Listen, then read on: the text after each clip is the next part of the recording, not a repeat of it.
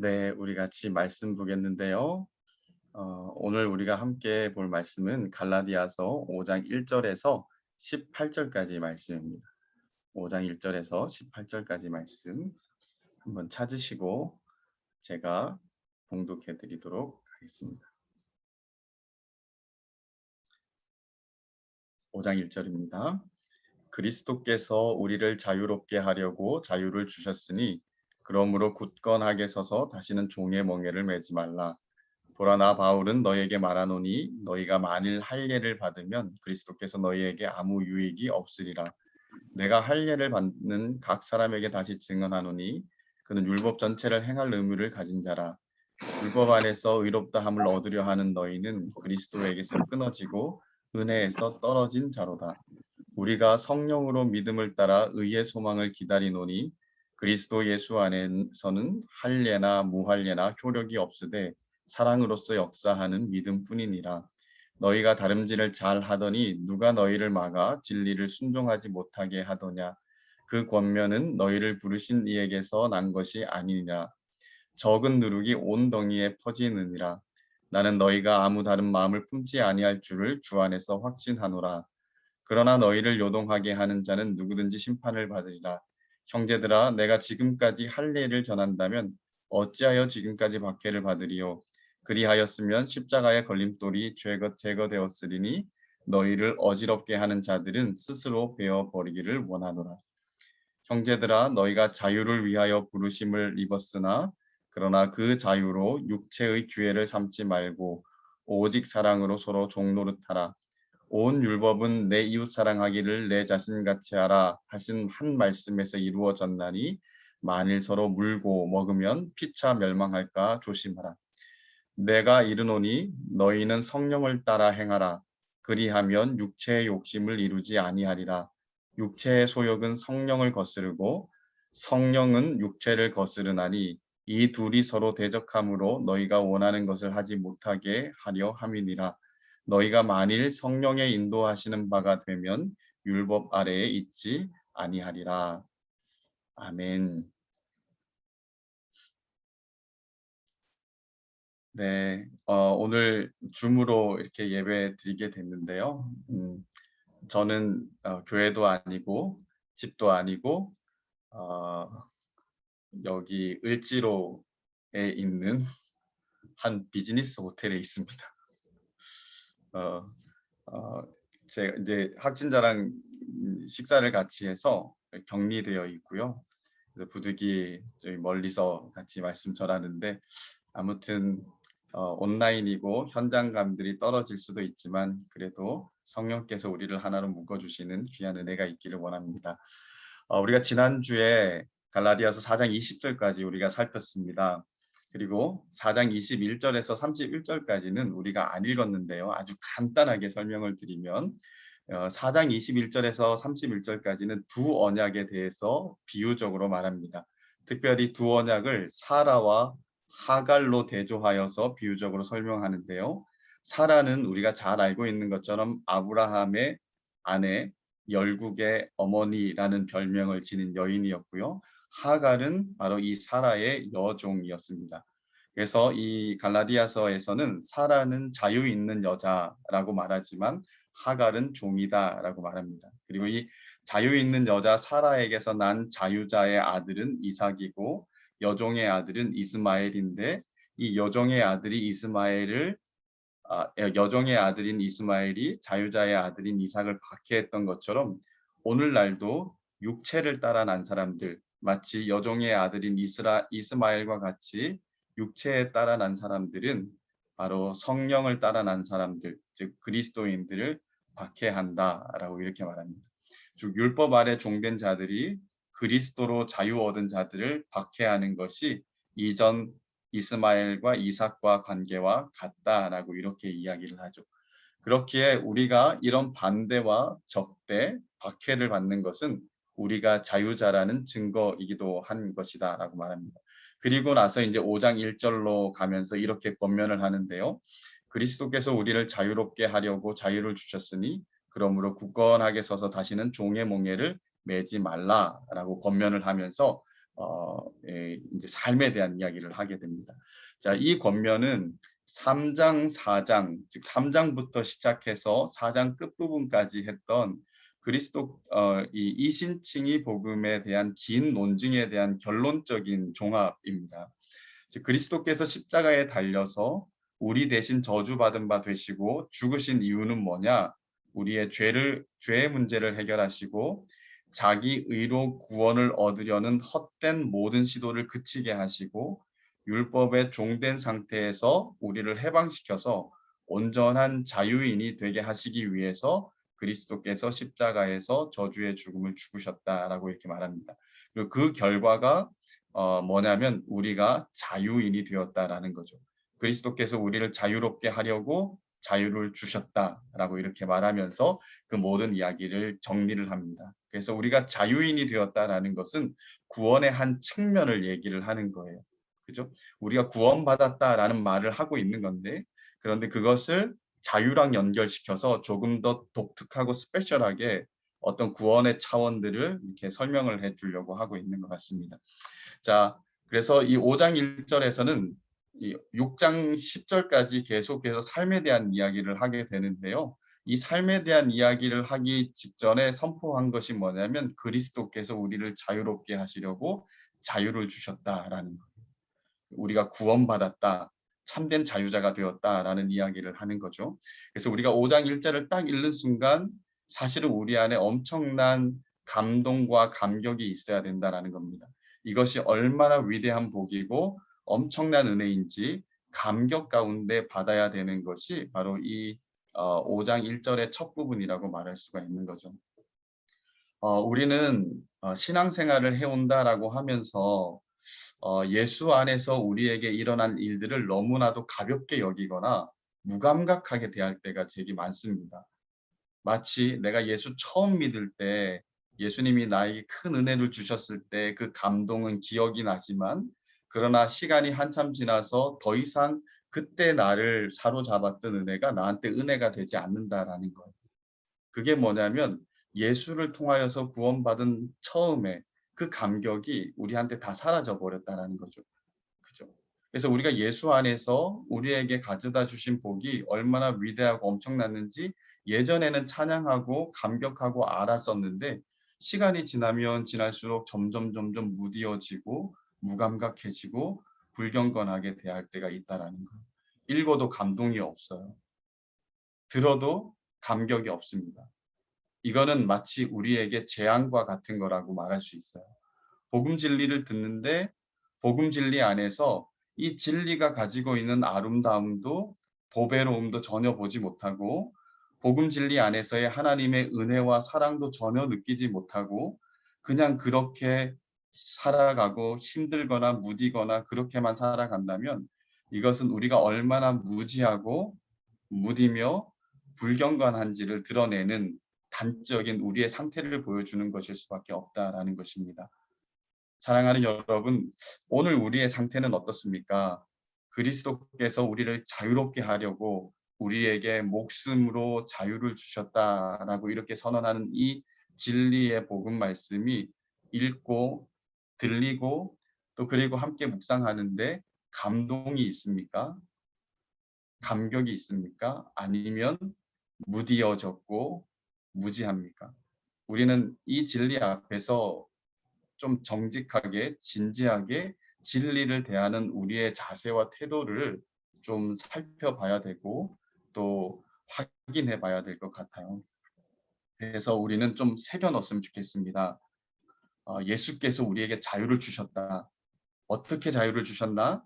십자가에서 저주받은 바 되사 대속의 죽음을 죽으심으로 말미암아 우리가 받아야 할 모든 형벌을 대신 다 받으시고 모든 대가를 완벽하게 다 지불해 내심으로 말미암아서 우리가 그리스도의 값으로 예수라는 대가로 우리에게 자유가 주어졌다.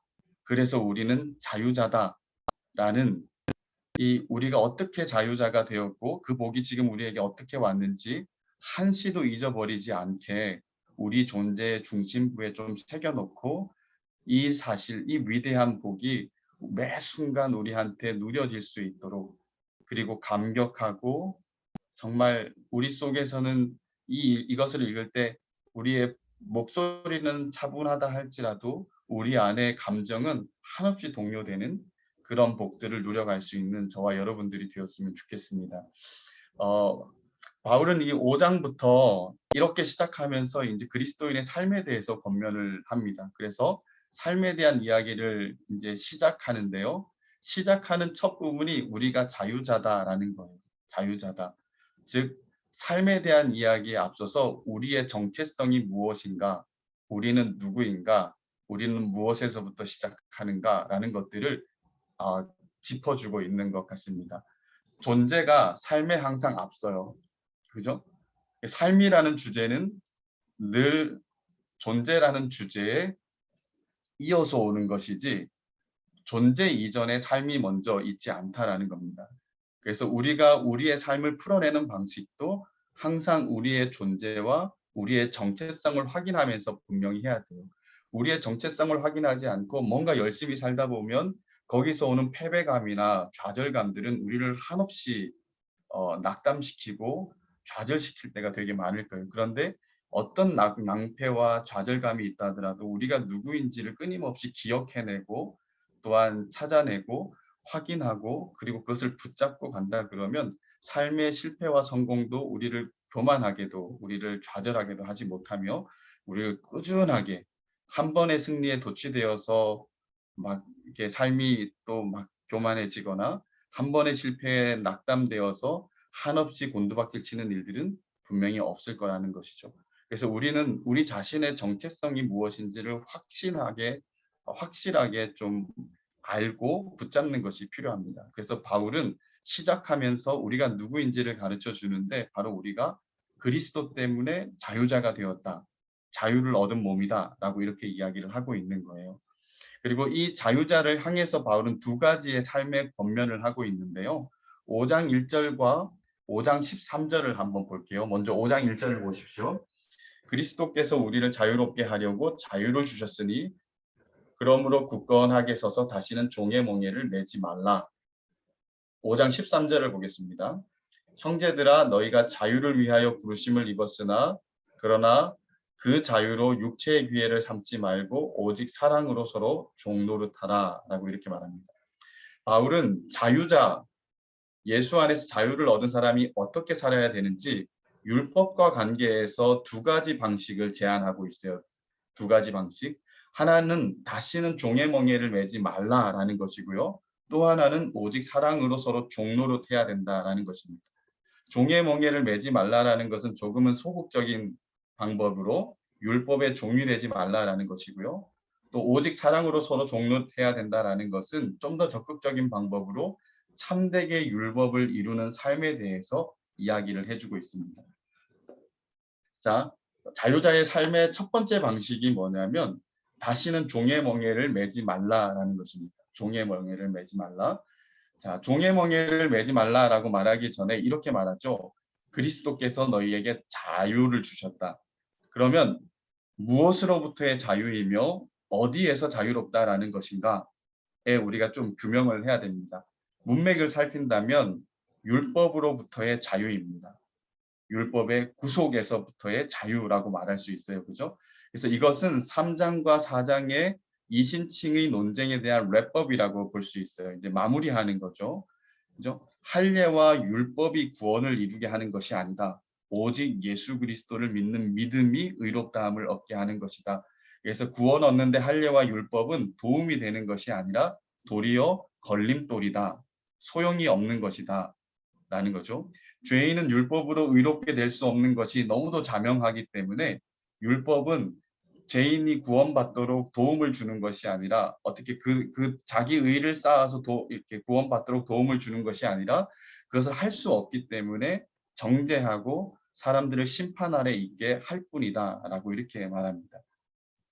그래서 예수님은 바로 우리의 율법으로 말미암은 죄와 죄의 형벌을 십자가에서 우리 대신 다 담당하시게 되신 것이고 또 죄인은 율법으로 얻을 수 없는 그 의를 홀로 예수님이 삶으로 이루셔서 믿는 자에게 의롭다함을 입게 하셨다라는 것이 성경이 가르쳐 주는 거죠. 그래서 우리는 예수께서 그렇게 하신 이유가 율법에서 우리를 자유케 하려고 했는데 다시 율법으로 돌아가는 것은 우리가 절대로 해서는 안 되는 것이다라는 것. 그래서 참된 자유자의 삶은 율법과 관계에서 율법의 종으로 다시 돌아가는 일들이 없어야 된다라는 것. 이거는 지금까지 말했던 교리에 대한 설명과 비슷하지만 설명을 떠나서 지금은 삶에 적용을 하는 지점으로 생각을 해야 됩니다. 그렇게 율법과 복음이 각각 가지는 기능들과 의미들을 다 알았다면 이제 다시는 너희 스스로가 그렇게 돌아가서는 절대 안 된다. 삶에 대한 이야기를 하는 거로 우리가 생각을 해야 됩니다. 그래서 2절 중반부를 보면 이렇게 말합니다. 너희가 만일 할례를 받으면 그리스도께서 너희에게 아무 유익이 없다. 율법 안에서 의롭다함을 얻으려 하는 너희는 그리스도에게서 끊어지고 은혜에서 떨어진 자다라고 이렇게 말합니다.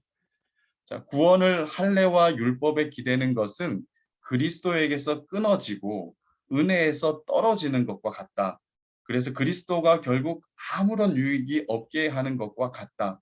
즉 구원의 조건이 아니라 구원받지 못하게 하는 장애물이 될 뿐이다라고 이렇게 이야기를 해주고 있는 것입니다. 자, 지금까지 바울은 그리스도의 복음에다가 할례와 율법을 지켜야만 구원을 받는다라는 거짓 선생들의 가르침이 다른 복음이라고 말했고요. 은혜로 부르신 하나님을 속히 떠나는 것 같은 것이다라고 얘기를 했습니다. 근데 그 다른 복음도 예수를 얘기합니다. 그리고 율법과 할례를 얘기해요. 그죠? 그래서 이 다른 복음은 복음적인 용어를 쓰고 있는 것 같아서 복음과 비슷한데 조금 다르거나 조금 부족한 것인가 보다라고 생각할 수 있는데 절대 그렇지 않다라는 거예요. 이 다른 복음은 도리어 복음을 정면으로 반박하고 대적하고 있으며 복음을 거부하는 완전 거짓 복음이다라는 거예요. 그래서 이 다른 복음을 받아들이는 것은 아주 조금 다른 길을 걷는 것이 아니라 완전히 틀린 길을 걷게 되는 것이다라는 거예요. 이것은 복음을 우리가 은혜로 값없이 영광스럽게 받았던 복음을 차버리는 것과 같은 것이고 그리스도의 죽음을 헛되게 죽었다라고 말하는 것과 같다라는 거예요. 그래서 다른 복음을 쫓는 것, 율법으로 돌아가는 것, 할례로 육체의 모양을 내려고 하는 것은 그리스도에게서 끊어지는 것이고 은혜에서 떨어지는 것과 같다라고 말하면서 바울은 이 일을 아주 그럴 수 있는데 조금 모자란 거야라는 얘기가 아니라 완전히 복음과 대적하는 것이다라고 하면서 확실하게 이제 얘기를 하는 거죠.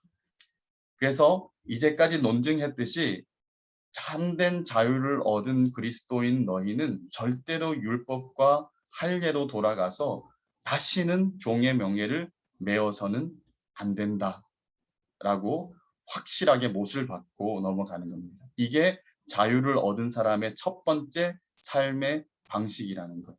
왜 바울이 이렇게 얘기를 하냐면요. 우리 안에 죄악된 본성은 우리로 하여금 끊임없이 자기 의와 공로로 돌아가게 하려 합니다.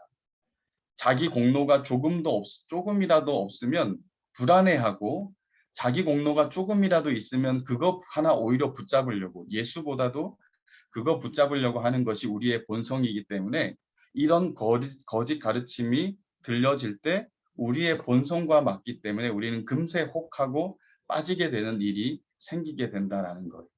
그래서 철저하게 그리스도만 의지하고 그리스도의 공로만 의지해야 되는데 우리의 이 악하고 못된 본성은 그리스도만으로는 불안해하는 거예요. 그리스도만으로는 충분하지 않다라고 생각하면서 자기 스스로 의지할 만한 자기 의를 찾으려고 하는 것이 모든 타락한 인간이 가지고 있는 본성이라는 거예요. 쉽게 말하면 우리도 신앙생활을 할 때 내가 뭔가 좀 잘하고 있으면 내가 잘하는 것 같이 열심히 하고 있어요. 그죠? 그런데 내가 조금 못하고 있으면 면목이 없어서 하나님을 다시 찾아서는 안 될 것 같은 생각들을 가질 때가 있는 거예요.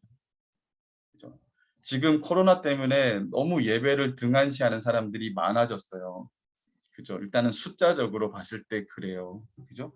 그리고 그 지체들이 코로나가 끝나면 자연스럽게 다 나오게 될 거라고 생각하지 않아요. 아마 그 안에는 마음에 온갖 정죄감이 생기게 될지 몰라요. 그리고 예전에 어떤 한 지체가 얘기해 줬는데 그렇게 열심히 신앙생활을 하다가 최근 이제 어떤 양육 모임을 하면서 우리 마을 목자의 권면을 받고 양육 모임에 참석하게 됐는데 내가 이제까지 경험했던 것이 그냥 해프닝이었나? 내가 잘못한 건가? 이런 생각이 들었다라고 하면서 울면서 이렇게 같이 고백하고 얘기하는 것을 들은 적이 있어요. 그죠? 우리가 과거에 아무리 잘해왔다 하더라도, 그죠? 지금 우리가 많이 망가지면 우리는 예수 그리스도의 공로로 하나님 앞에 섰는데 우리가 못한 것 때문에 하나님 앞에 서는 것을 꺼려하고 힘들어할 때가 있다라는 거예요. 그런 모든 마음도 결국은 뭐냐면 예수를 붙잡고 예수를 유일한 의로 붙잡고 예수만으로 충분하다 의뢰하는 것이 아니라 끊임없이 내 안에 뭔가가 있어야 된다라는 강박에 걸려 있는 인간의 어떤 모습에서 비롯되는 것이다라고 말하는 거예요. 우리는 본성적으로 그런 사람이기 때문에 너희가 하나 생각해야 되는 것은 자유자가 살아가야 되는 삶의 방식은 끊임없이 그리스도의 공로와 의를 생각하고 자기 의를 의지하려고 하는 그 작은 틈도 주지 말고 다시는 율법과 할례로 돌아가서 종의 멍에를 절대 매서는 안 된다라는 거. 종의 멍에를 절대 매지 말고 오직 나는 그리스도만 필요합니다. 오직 그리스도의 의만 나는 바라봅니다. 나는 절대적으로 그리스도가 필요하니 그리스도께서 나에게 온전한 의가 되어 주십시오라고 하면서 그리스도만을 진짜 붙잡는 것이 아니면 절대로 이 자유자의 삶의 방식이 승리할 수 없다라는 것. 그래서 어떤 일을 행하기 전에 우리는 끊임없이 기초해야 될 복음의 중심이 있는데요. 그게 뭐냐면 나는 그리스도의 의로 말미암아 사는 사람이다. 자기 의가 아니라 그리스도의 의로만 사는 사람이다. 자기 의를 갖추려고 하는 악한 본성과 거짓 가르침들이 아무리 우리를 현혹한다 하더라도 절대로 우리는 율법으로 돌아가거나 자기 의로 돌아가서는 안 된다. 이게 자유자가 살아가는 삶의 첫 번째 방식이다라는 거예요. 그리고 13절에서는 이제 자유자가 살아가는 삶의 두 번째 방식을 이야기를 합니다.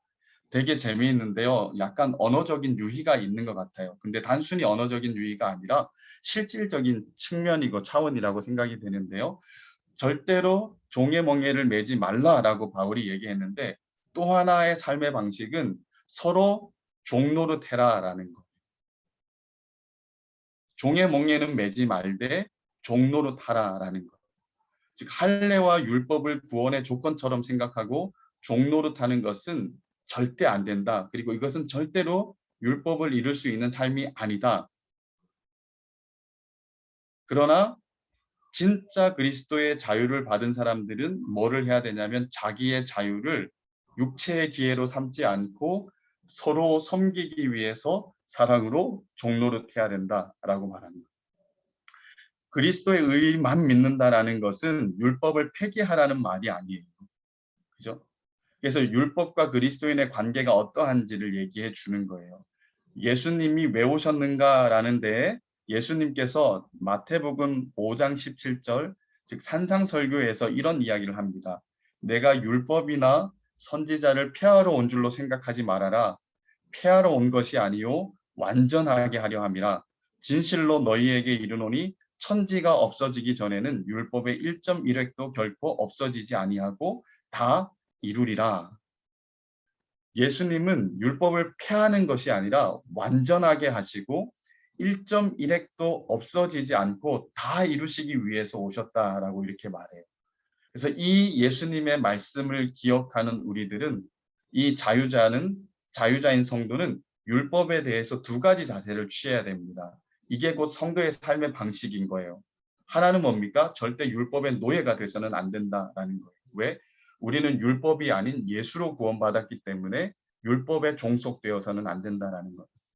그런데 예수로 말미암아 의와 자유를 가진 사람들은 이제 참되게 율법을 이룰 수 있는 길을 예수님께서 열어주셨는데 예수님처럼 율법을 이루며 사는 삶을 살아야 된다라는 것이에요. 그렇게 사는 사는 핵심이 뭐냐라고 했을 때 바울은 사랑이다라고 이렇게 말해주고 있는 거예요. 스펄전이라는 목사님은 이 부분을 이렇게 설명하고 있어요. 율법과 성도의 관계는 막대기와 이렇게 막대기로 이제 비유를 하는데요. 사람들이 율법에 종속되어 있을 때는 그렇게 행하지 않을 때 율법이 막대기가 되어서 끊임없이 우리를 후들겨 편다라는 것. 그 율법이라는 몽둥이 아래에 있을 때, 그러나 우리가 그리스도의 의로 구원받게 되면 어떤 일이 일어나냐면 몽둥이 밑에 있는 것이 아니라 몽둥이를 손에 잡게 된다라는 것. 그래서 이 몽둥이가 회초리가 아니라 지팡이가 되어서 우리를 그리스도답게 인도하는 방식이 된다라는 거죠. 그래서 우리는 율법의 종노릇해서는 안 되는데, 그렇다고 율법을 폐기해서는 안 되고 정말로 율법을 이루는 삶을 살아야 된다라는 거예요. 근데 진짜 율법을 이루는 삶이 뭐냐? 그것은 사랑이다라고 말합니다. 14절을 한번 보십시오. 온 율법은 내 이웃 사랑하기를 내 자신같이 하라 하신 한 말씀에서 이루어졌나니 만일 서로 물고 먹으면 피차 멸망할까 조심하라라고 말합니다. 자, 온 율법이 이웃 사랑하는 한 말씀에서 이루어졌다라고 바울은 얘기해요. 이 바울은 예수님께서 하신 말씀을 인용하고 있거든요. 마태복음 22장 37절에서 40절 말씀을 한번 보십시오. 제가 읽어드릴게요. 예수께서 이르시되 내 마음을 다하고 목숨을 다하고 뜻을 다하여 주 너의 하나님을 사랑하라 하셨으니 이것이 크고 첫째 되는 계명이요 둘째도 그와 같으니 내 이웃을 내 자신같이 사랑하라 하셨으니 이 두 계명이 온 율법과 선지자의 강령이니라. 자, 예수님은 구약에 있는 모든 율법을 두 가지로 요약 정리했어요. 뭐냐면 하나님 사랑과 이웃 사랑이라고 했습니다. 그런데 바울은 하나님 사랑을 누락시키고 이웃 사랑만 얘기하고 있어요. 반쪽만 얘기하고 있죠. 그런데 이게 반쪽만 얘기하는 것이 사실은 아닙니다. 이웃 사랑이라는 것에는 하나님 사랑이 전제되어 있습니다. 진실로 하나님을 사랑하는 사람은 이웃을 사랑한다라고 요한은 말해요. 요한 1서 4장 20절을 보면 누구든지 하나님을 사랑하노라 하고 그 형제를 미워하면 이는 거짓말하는 자니 보는 바 그 형제를 사랑하지 아니하는 자가 보지 못하는 바 하나님을 사랑할 수 없느니라 라고 말합니다. 자, 진짜 하나님을 사랑하는 사람은 이웃을 사랑할 수밖에 없다라고 말하죠. 그래서 이 말씀을 바울도 결국은 이웃 사랑은 참되게 우리가 하나님을 믿는다라는 것의 증거다라고 이렇게 말할 수 있어요. 그래서 이 사랑이 율법을 완성하는 삶의 방식인데 갈라디아서 5장 6절에 보면 그리스도 예수 안에서는 할례나 무할례나 효력이 없으되 사랑으로서 역사하는 믿음뿐이다라고 말합니다. 믿음으로 의롭다함을 얻은 참된 자유자는 이 참된 성도는 자기가 소유하는 믿음을 사랑으로 드러내고 증명되어진다라는 거예요. 즉 참 믿음은 사랑을 통해 증명된다라는 거예요. 이신칭의 예수 그리스도를 믿음으로 의롭다함을 받았다라는 그 진짜 믿음이 어떻게 판명되어지느냐? 그 믿음을 진짜 가진 사람은 하나님과 이웃 사랑을 통해서 사랑으로 율법을 성취하는 삶의 방식을 살기 때문에 증명되어진다라고 이렇게 말하는 거죠. 그래서 바울은 이 사랑으로 이 자유로 서로 종노릇할 것을 요청하고 있는 것입니다. 우리에게 자유를 주셨는데 그러나 이 자유를 육체의 기회로 삼지 말고 서로 종노릇하면서 율법을 온전하게 이루는 삶을 살라는 것이에요. 그렇지 않고 서로 물고 먹으면 피차 망하게 되니까 그것은 성도 자유자의 삶의 방식이 아니다라고 이렇게 이야기를 하는 겁니다. 그래서 바울은 두 가지 삶의 방식을 제시했어요. 자유자의 율법에 종노릇하지 말고 서로 사랑으로 종노릇하라라는 것. 이해 가시겠죠? 그죠? 그러면 우리가 정말 이 율법을 온전하게 이루는 사랑으로 서로 종노릇하면서 율법을 온전하게 이루는 삶을 진짜 살 수 있는가? 진짜 살 수 있는가? 우리는 여전히 죄의 본성에 잔재가 남아 있고 자기 중심성을 가지고 있는 존재인데 이 자기 중심성을 탈피하고 자기 사랑을 포기하고 정말로 종이 되어서 서로 사랑하면서 이런 율법을 온전하게 이루는 삶을 진짜 살 수 있는가? 자, 우리가 한번 경험론적인 차원에서 한번 생각해 보십시오. 우리가 그런 사랑을 살 수 있습니까? 자기를 희생하고 포기하고 서로 종노릇하면서 율법을 온전하게 이루는 삶을 살 수 있습니까? 우리 자신을 들여다보면 노가 되죠. 그죠? 우리 자신을 보면 노가 됩니다. 자기 중심성을, 자기애를 너무 쉽게 우리가 극복하지 못해요. 그죠? 그런데 하나님은 이 사실들을 너무도 잘 아시기 때문에 16절에서 26절까지 이런 삶을 이룰 수 있는 유일한 길을 우리에게 제시하고 있어요. 그 유일한 길의 키워드가 뭐냐면 바로 성령입니다. 성령. 그래서 16절에서 이런 서로 사랑으로 종노릇하여 율법을 온전하게 이룰 수 있는 삶을 성취할 수 있는 유일한 길과 방법이 성령을 따라 행하는 것이다 라고 이렇게 말해요. 우리는 3장과 4장에서 성령을 받은 존재임을 여러 번 얘기했어요, 바울이. 그죠? 성령은 성도의 삶에 내주하시면서 역사하십니다. 바깥에 있는 것이 아니라 우리 속에 들어와 계세요. 우리 안에서 왔다 갔다 나갔다가 들어오셨다가 나갔다가 들어오셨다 하지 않는다라는 거예요. 내가 신앙이 좋을 때는 들어와 계신 것 같고, 내가 뭔가 이렇게 불편하고 어려움을 겪고 하나님에 대한 불신이 생기고 불만이 생겨날 때는 성령이 잠시 우리를 떠나서 멀리 가 계시고 이런 게 아니다라는 거예요. 성령은 예수 믿는 순간부터 우리 안에 들어오셔서 내주하시면서 역사하신다라는 거예요. 그런데 왜 어떨 때는 성령이 가까이 계시는 것들이 느껴지고 어떨 때는 느껴지지 않느냐 했을 때 성령의 문제가 아니라는 거예요.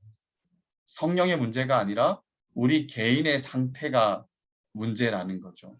그죠? 그래서 이 말은 뭐냐면 성령께서 우리 가운데 역사하시는데 어떻게 역사하시느냐 하고도 관계가 있어요. 성령은 우리의 의지와 우리의 모든 것들을 다 싸그리 무시하고 우리를 기계 다루듯이 다루시지 않는다라는 것입니다. 우리를 인격적으로 다루시는데 소통하고 인격적으로 이야기를 나누며 또 인격적으로 의지를 바라며 인격적으로 관계를 맺으면서 역사하기를 원하신다라는 거예요. 그래서 성령이 우리 안에서 역사하시는 가장 중요한 방법이 뭐냐면 순종을 통해 역사하신다라는 거예요. 순종을 통해. 순종하지 않는 자, 그리고 하나님 앞에 자기 뜻을 꺾지 않는 자들 가운데서는 성령께서 때로는 뭐 강압적으로 하실 때가 있을지 모르겠지만 그러나 끝까지 기다리시면서 우리가 자발적으로 순종하게 돌아올 때까지 그 자발성도 도우시지만 그렇게 순종을 통해서 자신의 역사를 이루어 가기를 원하신다라는 거예요.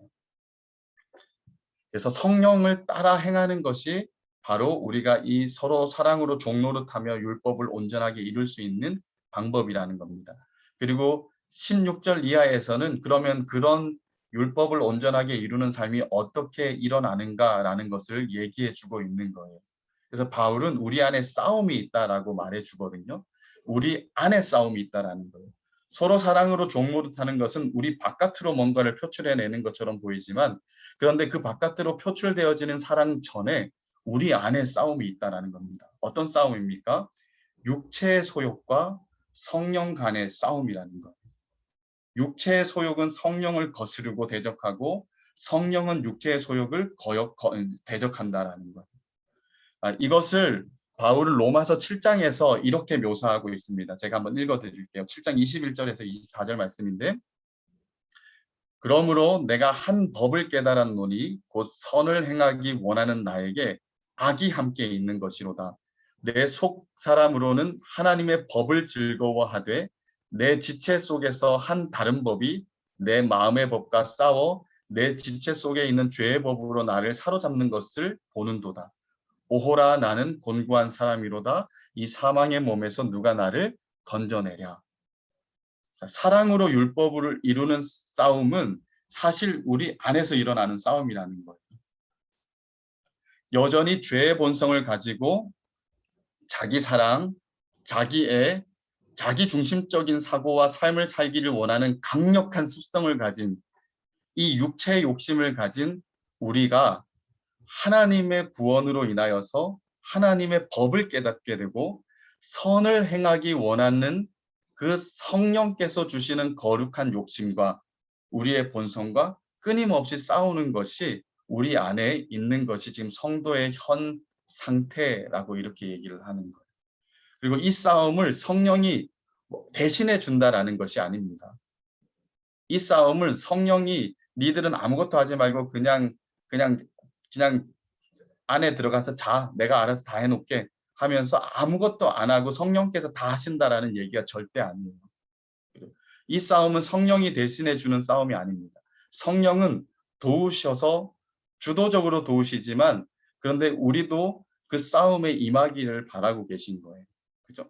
그래서 자기 중심성과 자기애를 포기하고 자기를 쳐서 복종하여서 성령께서 우리 안에 역사하시도록 성령의 뜻에 순종할 때 이 싸움이 싸워지고 승리를 거머쥘 수 있는 길이 열릴 수 있다라는 거예요. 왜? 그럴 때 성령께서 우리 가운데 도우시고 일을 지어 성취하시는 일들이 있기 때문이라는 것입니다. 그런데 일단 우리가 율법을 완성하는 사랑을 잘 못하는 이유가 무엇인가? 우린 여기부터 한번 들여다봐야 될 것 같아요. 우리가 율법을 완성하는 사랑을 잘 못하는 이유, 서로 종노릇하지 못하는 이유, 여기에는 들어가 보면 뭐가 있냐면 뿌리 깊은 자기 본성이 있다라는 겁니다. 자기 사랑이 있다라는 거죠. 우리는 자기 사랑에 너무 능한 사람이고 자기 감정과 기분이 항상 우선되는 사람이다라는 거예요. 에베소서 5장에서 부부 관계를 다루면서 바울은 아내에겐 교회가 그리스도에게 복종하듯 남편에게 복종할 것을, 남편에겐 그리스도께서 교회를 위해 목숨을 주신 것처럼 사랑하라고, 목숨 건 사랑을 하라고 요청했습니다. 이 복종과 사랑은 비록 다른 단어로 표현되고 있지만 실상은 이 복종을 이루거나 사랑을 이루거나 하는 것은 그 단어 안에 숨어 있는 기제는 똑같다라는 거예요. 우리가 어떻게 복종할 수 있습니까? 복종하려면 그 남편과 아내가 서로의 뜻을 조율을 해야 돼요. 그죠? 근데 조율해서 하는 것도 있지만 복종이라는 말은 이게 더 강하죠. 저 사람의 뜻과 나의 뜻이 있는데 다르단 말이에요. 그래서 다를 때 어떻게 하는 싸워서 이 뜻을 쟁취한다라는 것이 아니라 내 뜻을 포기해서 저 사람께 복종한다라는 거예요. 그죠? 그러려면 뭐가 필요하냐면 나를 죽이는 일들이 있어야 된다라는 거예요. 나를 포기하고 나를 부인하고 나를 희생하고 나를 죽여야 복종이 가능하다라는 거죠. 그리스도께서 교회를 사랑하신 것이 자기 목숨을 버리면서 교회를 사랑한 것처럼 아내를 사랑하라라고 했을 때 그런 사랑을 하려면 어떻게 해야 됩니까? 역시 자기를 내어주는 게 있어야 된다는 거예요. 자기를 부인하고 자기를 포기하고 자기를 희생하고 자기를 죽이는 일이 있어야 사랑이라는 것이 온전하게 이루어질 수 있다는 거예요. 이게 성경이 하나님이 결혼한 사람들에게 요구하는 이야기죠. 그런데 실상을 한번 생각해 보십시오. 오늘날 결혼한 부부 중에 10쌍 중 4쌍이 이혼한다라고 4.5쌍이 이혼한다고 그래요. 교회 안에는 이렇게 이혼하는 사람이 없을까 했을 때 비슷하게 있대요. 통계적으로. 갤럽에서 조사했는데 비슷하게 있다라고 이렇게 말합니다. 그리고 결혼한 사람들의 이혼한 사람들의 가장 흔한 이유는 뭐냐면 성격 차이. 가장 많은 포션을 차지하는 이유가 성격 차이라는 거예요. 자, 성격 차이라는 게 뭡니까? 나하고 너 너무 다르다. 너무 달라서 나는 나를 포기할 수 없으니까 그냥 끝내는 게 그냥 상책인 것 같다라는 거죠. 이 성격 차이라는 것은 사실 당연한 거 아니겠습니까? 그죠? 태어난 기질이 다르고 자라온 환경도 다르고 많은 것들이 다르기 때문에 성격 차이가 있을 수 없을 거예요. 그죠? 성격 차이가 문제가 아니라 그 성격 차이가 드러날 때 자기 부인, 자기 포기, 자기 희생, 자기 죽음을 싫어하기 때문에 사랑으로 서로 종노릇하는 것이 죽어도 싫기 때문에 나는 나를 사랑하는 것을 포기할 수 없기 때문에 결국은 그런 선택을 할 수밖에 없는 길로 가게 된다라는 거예요. 이거는 부부 관계뿐만 아니죠. 모든 관계도 마찬가지입니다. 내가 나를 부인하고 나를 희생하고 나를 포기하고 나를 죽이지 않으면 그래서 종노릇하지 않으면 이 율법을 온전하게 이룰 수 없어진다라는 거예요. 근데 율법을 온전하게 이룰 수 있는 길은 뭐냐면 바로 이 자기 중심성과 뿌리 깊은 이 자기 중심성과 끈질긴 싸움이 필요한데, 이 싸움에서 그 종노릇으로 율법을 성취하는 것이 승패가 좌우된다는 것입니다. 그래서 우리는 어떤 행동과 사랑을 하기 이전에 먼저 성령을 힘입어서 우리 안에서의 싸움에 승리를 해야 그 사랑으로 서로 종노릇하는 일들이 있어진다라고 성경이 말하고 있는 거예요. 그래서 바울은 우리에게 분명하게 얘기해주고 있어요. 우리 안에는 싸움이 있다. 우리 안에는 끈질기게 일어나는 싸움이 있는데, 이 싸움은 우리가 피 흘리기까지 싸워야 하는 싸움이다. 그리고 이 싸움을 싸울 때 성령의 도우심으로 성령의 뜻에 순종하면서 자기를 포기하고 자기를 죽이는 그런 끈질긴, 정말 죄의 몸에 이 데미지를 입히면서 자기 자신의 악한 본성들을 죽여갈 때, 성령의 뜻에 순종해 나아갈 때 우리는 이 싸움에서 성령의 도우심을, 성령의 주권적인 도우심을 힘입어서 예수 그리스도의 아름다운 성품을 가지는 일들이 가능해진다라는 거죠. 그래서 이 싸움을 끈질기게 싸워야 된다.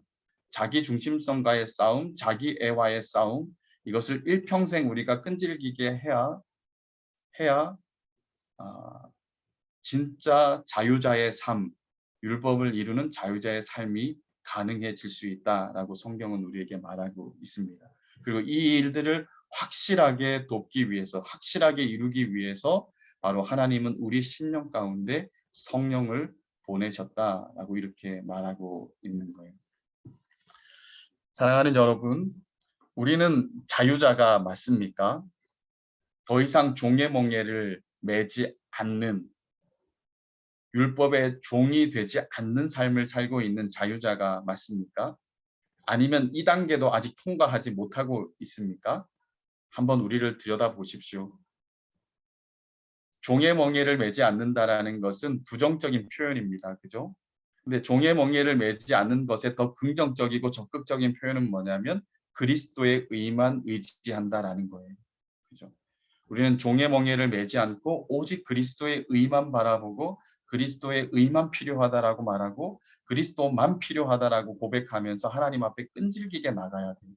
그랬을 때 예수 그리스도가 우리의 완벽한 의다, 완전한 의다라는 사실들을 매 순간 경험할수록 예수 그리스도가 우리에게 고귀하고 존귀하게 여겨질 수밖에 없고 그리스도 없이 못 산다라는 고백이 우리 가운데서 술술술술 나오게 될 거라는 거예요. 이것이 참된 성도의 한 측면인 거죠.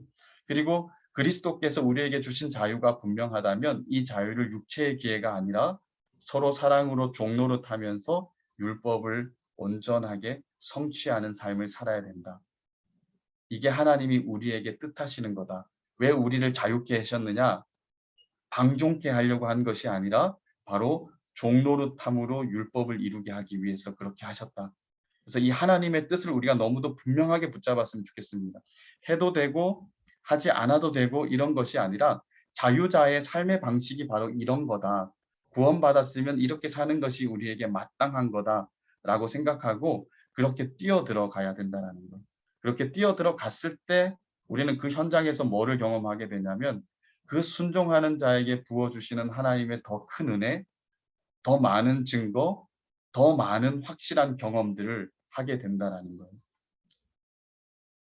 요단강을 건너라라고 한 하나님의 말씀에 순종했을 때 요단강이 건너지는, 갈라지는, 요단강에 발을 내딛었더니 요단강이 갈라지고 여리고가 무너지고 하는 많은 하나님의 역사함을 봤던 것처럼 우리도 바로 이런 하나님의 말씀에 순종해서 한 걸음 내디딜 때 우리 앞에 요단강이 갈라지고 우리 앞에 여리고가 무너지는 일들이 일어나서 하나님이 하시는구나.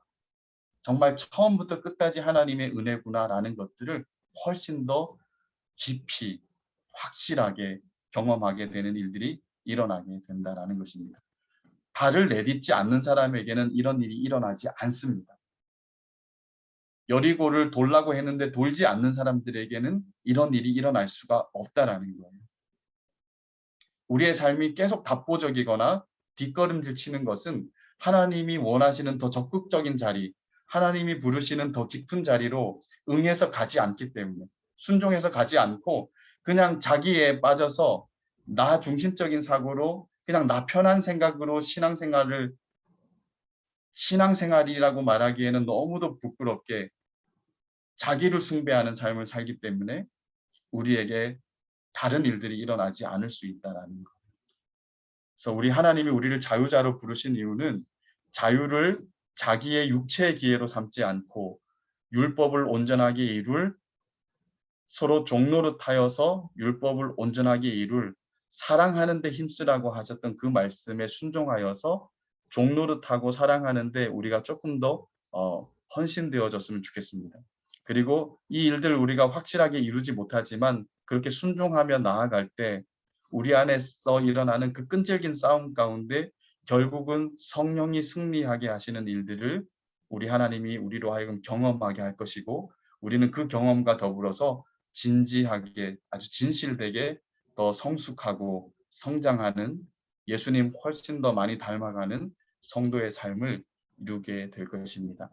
원하기는 저와 여러분들이 매일매일 같이 어렵고 발전도 없고 뭔가 참 맨날 지기만 하고 낙담만 하는 것 같아 보이는 지루한 싸움을 한다 할지라도 포기하지 않고 끝까지 피 흘리면서 이 싸움 계속 싸워 우리 안에 성령의 열매, 예수 그리스도의 성품들이 풍성하게 드러나게 되는 저와 여러분들의 삶이 되시기를 주님의 이름으로 축복드립니다. 같이 한번 제가 기도하겠습니다.